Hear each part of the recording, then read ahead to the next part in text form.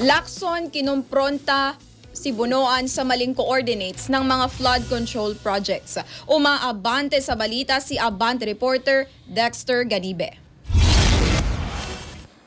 Pinaliwanag ni dating DPWH Secretary Manuel Bunoan kung bakit naging mali-mali ang grid coordinates ng mga flood control project na naisumite kay Pangulong Bongbong Marcos noong Agosto ng nakaraang taon. Sa Senate Blue hearing ngayong hapon, sinabi ni Bunoan na dahil ito sa limitasyon sa oras. Ang naisumite nila para sa 9,855 na mga flood control project mula July 2022 hanggang Mayo ng 2025 ay batay sa nakalagay sa MYPS o itong Multi-Year Program Scheduling. Pina-verify naman daw niya mga nasabing coordinates at mga proyekto at sa paunang ulat ay hindi malocate sa mga nakalagay na coordinates kaya nag-conclude siya na may ilang mga ghost project.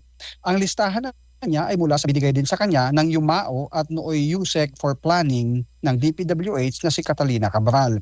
Sabi naman ni dating USEC for Operations Roberto Bernardo na nakalib siya noong inutos ng Pangulo ang pagsusumite ng DPWH ng listahan ng mga proyekto.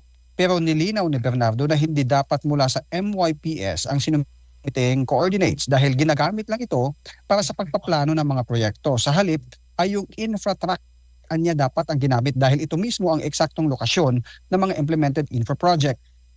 Ayon sa DPWH, sa pagsusuri nila ngayon sa higit 330 na mga proyekto nakasaad sa sumbong sa Pangulo, 86% dito ay lagpas sa 50 meters yung layo mula doon sa mga nakalagay na coordinates. Pero hindi na maipapaliwanag pa ni Cabral ang nasabing issue sa ngayon matapos ngang mahulog sa bangin sa highway ng Benguet noong Disyembre.